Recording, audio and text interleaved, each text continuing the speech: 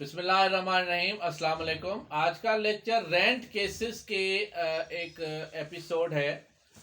मैंने पिछले लेक्चर्स में आपको कंटोनमेंट रेंट रिस्ट्रिक्शंस एक्ट पे भी लेक्चर दिए और सिंध रेंट प्रेमिसेस पे भी लेक्चर दिए। आज का लेक्चर उसी सिलसिले की एक कड़ी है। इस्लामाबाद रेंट रिस्ट्रिक्शंस ऑर्डिनेंस 2001 पे एक मुख्तसर लेक्चर है कि 17/9 जैसे 17/4 में कैंटोनमेंट का जो रेंट रिस्ट्रिक्शन है उसमें एविक्शन है और किस बुनियाद पे एविक्शन होनी है वो डिटेल्ड ऑलरेडी लेक्चर अवेलेबल है।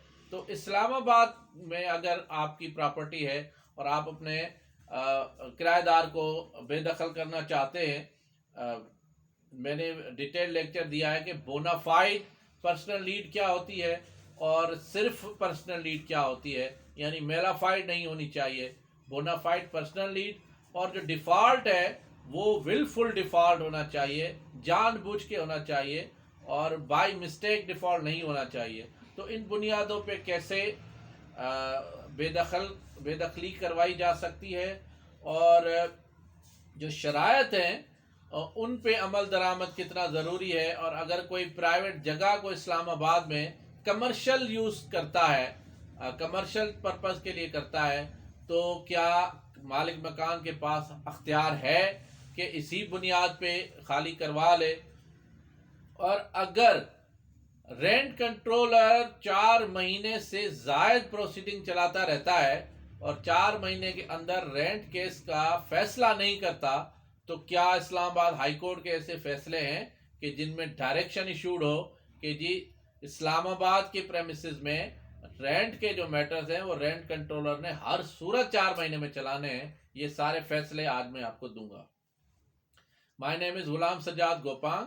I am MBA Finance first position holder from IBA University of Sindh Jamshoro.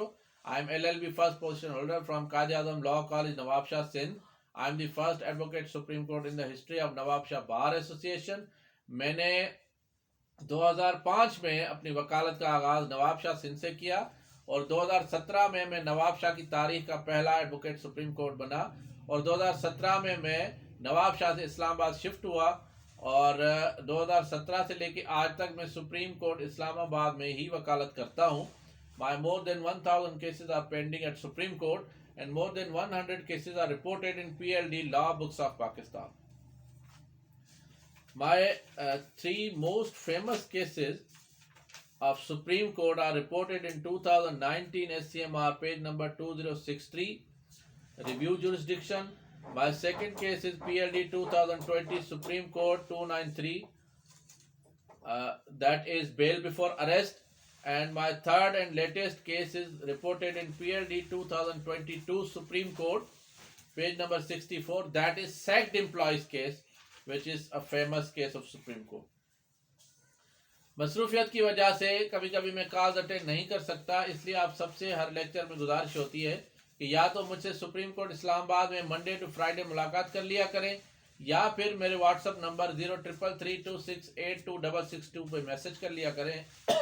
मैं और मेरी लीगल टीम जैसे ही अपने बिजी शेड्यूल से फारिग होंगे तो आपसे कोऑर्डिनेट करेंगे और आपको गाइड करेंगे। मेरा YouTube channel law online with Ghulam Sajjad Gopang AC subscribe करें, वीडियो पसंद आए तो लाइक और आगे शेयर करें। फेसबुक पे मेरा पेज है गुलाम सज्जाद गोपांग AC और GSG लॉ फर्म, उसे भी लाइक करें ताकि ऐसे वीडियोस आप तक पहुंचे। रेंट रिस्ट्रिक्शन के जो कवानीन हैं वो स्पीडी ट्रायल के लिए बनाए गए हैं और ये तकरीबन मेरा 5वां लेक्चर है रेंट लॉ से related. Islamabad rent restriction ordinance 2001 पूरे के पूरे जो सेक्शंस हैं वो ऑलरेडी मैंने इससे पहले लेक्चर में डिफाइन कर दिए हैं, वो आप डिटेल लेक्चर देख सकते हैं। उसमें पूरे के पूरे सेक्शन मैंने डिफाइन किए हैं कि उसकी क्या शराइत हैं, किराएदार की मालिक मकान जो है वो उसने किस तरीके से एग्रीमेंट करना है, कहाँ रजिस्टर्ड कराना है और मालिक मकान के क्या हुकूक हैं, किराएदार के क्या हुकूक हैं, किन बुनियादों पे एविक्शन हो सकती है, किन बुनियादों पे नहीं हो सकती, जुर्माने तक किस किस्म के मालिक मकान या जो किराएदार है उस पर आयद हो सकते हैं, वो ऑलरेडी लेक्चर मेरा अवेलेबल है। आज आपको चंद नुक्ते ऐसे बताएंगे कि 17/9 के तहत एविक्शन जो है वो किस तरीके से होगी। सबसे पहले 2017 MLD page number 53 Islamabad high court का केस नोट फरमा लें। इस्लामाबाद में वकालत करने वाले सारे मेरे जो वकला हजरात और जितने भी क्लाइंट्स जिनके रेंट मैटर्स इस्लामाबाद में चल रहे हैं वो ये अथॉरिटी जजमेंट नोट कर लें।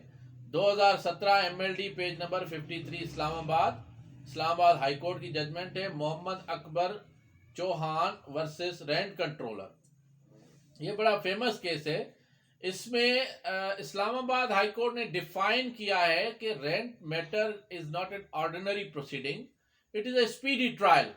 ये एक स्पीडी प्रोसीडिंग है कि जो मालिक मकान को किराएदार तंग करते हैं तो मालिक मकान अपनी मिल्कियत होते हुए किराएदारों के चक्रों में कभी वो जाली एग्रीमेंट बना के ले आते हैं कि हम मालिक हैं, कभी वो ये कहते हैं कि आप मालिक नहीं है, आपसे हमने नहीं कब्जा लिया, किसी एजेंट से लिया तो आप हमें खाली नहीं करा सकते, you are not our landlord.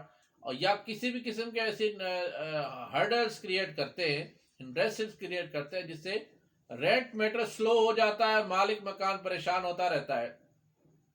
तो 2017 MLD page number 53 Islamabad high court फरमाती है, section 25 sub section 3 of Islamabad rent restrictions ordinance 2001, section 25 sub section 3 वाजे फरमाता है, लिखता है, वाजे कर देता है इस नुक्ते को और रेंट कंट्रोलर को पाबंद करता है कि रेंट कंट्रोलर की अदालत तमाम रेंट केसेस का फैसला 4 महीने के अंदर डिसाइड करेगी, नॉट लेटर देन 4 months।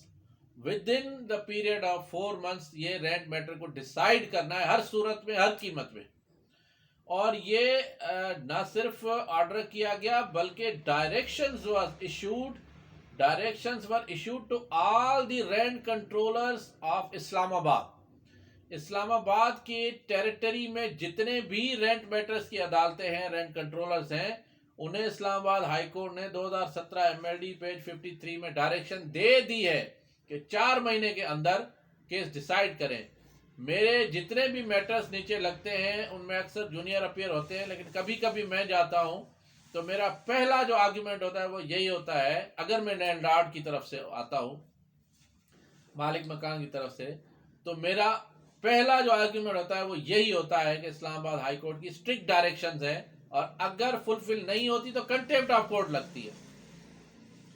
फिर 2019 MLD पेज नंबर 570 में इस्लामाबाद हाई कोर्ट शुजा अहमद के केस में कहती है कि 17/9 में अगर जो आपका किराएदार है वो, क्योंकि इस्लामाबाद की प्रॉपर्टीज जो हैं वो 1990 के बाद, जैसे इस्लामाबाद आज मार्ज वजूद में आ जाता है कैपिटल टेरिटरी के कैटेगरी में, तो फिर जो कनाल होते थे पहले 1000 रुपये में मिल जाते थे 1970 में, 1960 में, वो फिर लाखों में एक कनाल मिला, फिर जाके करोड़ों में एक कनाल मिला, और अब जो पोजीशन है तो एक मरला जो इस्लामाबाद में है वो भी किसी पोश एरिया में मरला भी करोड़ों में ही आ जाता है।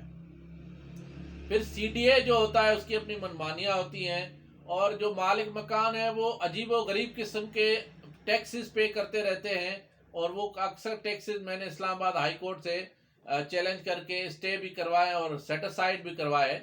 जो फजूल किस्म के CDA के टैक्सेस मालिक मकान पे होते हैं, अब वो बेचारे अपनी जमा पूंजी इकट्ठी करके वो कोठी बना लेते हैं और इस्लामाबाद में अक्सर कोठियां कनालों में ही होती हैं।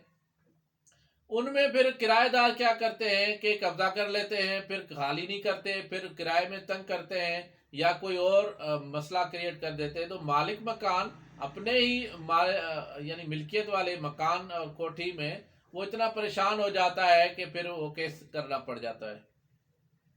अब अक्सर शिकायत ये भी आई है कि लेते किराएदार इस नुक्ते में है कि जी हमने रिहाइश करनी है और फिर उसको कमर्शियल पर्पस के लिए इस्तेमाल कर देते हैं, फिर जो जुर्माने पड़ जाते हैं वो मालिक मकान में पड़ जाते हैं और फिर मालिक मकान जो है वो किराएदार से जब वो जुर्माना क्लेम करता है तो वो आगे से नखरे करते हैं।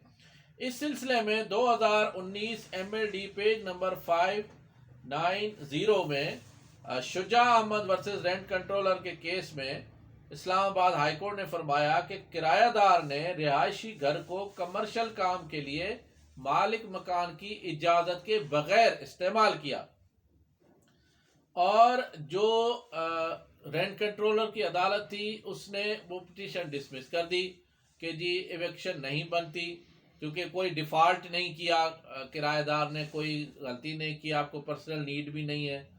तो इस बुनियाद पे इस्लामाबाद हाई कोर्ट ने कहा कि ये एक ग्राउंड ही काफ़ी है कि उसने टर्म्स की वायलेशन की है। प्राइवेट जो जगह थी उसको कमर्शियल पर्पस के लिए किराएदार ने without consent and permission of the landlord use किया है, तो eviction petition is allowed and the tenant is directed to vacate the premises. उसे बेदखली का हुक्म दे दिया गया कि मकान फौरी तौर पे खाली किया जाए। फिर विलफुल डिफॉल्ट में एक फेमस केस है 2018 MLD 1595 में पैंथर टायर्स का केस है वर्सेस एडीजे कि विलफुल डिफॉल्ट जो है वो एविक्शन पिटिशन उस बुनियाद पे आ जाती है। लेकिन विलफुल डिफॉल्ट मैंने ऑलरेडी कैंटोनमेंट के रेंट केसेस में ये लेक्चर डिफाइन किया है कि एक होती है बोनाफाइड मिस्टेक, एक होती है विलफुल डिफॉल्ट। आप जब भी ग्राउंड लें और सबूत पेश करें तो आपका फोकस होना चाहिए कि जानबूझकर डिफॉल्ट किया गया है किराएदार की तरफ से, वो किराया दे सकता है लेकिन दे नहीं रहा। और अगर आपने अपनी पर्सनल नीड के लिए कहना है कि मैंने अपने लिए या अपने बच्चों के लिए इस प्रॉपर्टी को इस्तेमाल करना है और किराएदार खाली नहीं कर रहा, तो फिर आपने बोनाफाइड पर्सनल नीड करनी है। क्योंकि अगर आप वो लेके अपने लिए इस्तेमाल नहीं करते, सिर्फ बढ़ते हुए किराए की वजह से किसी और किराएदार को महंगे दाम पे किराए पे देना चाह रहे हैं, तो वो आपकी पर्सनल नीड तो हुई लेकिन वो बोनाफाइड नहीं हुई, वो मेलाफाइड पर्सनल नीड हो गई। जानबूझ के आपने उस किराएदार की को तकलीफ दी और खाली कराया। तो पर्सनल नीड के लिए बोनाफाइड पर्सनल नीड का ग्राउंड होना चाहिए, और डिफॉल्ट अगर है तो उसके लिए जो बोनाफाइड के लिए मेलाफाइड नहीं होना चाहिए।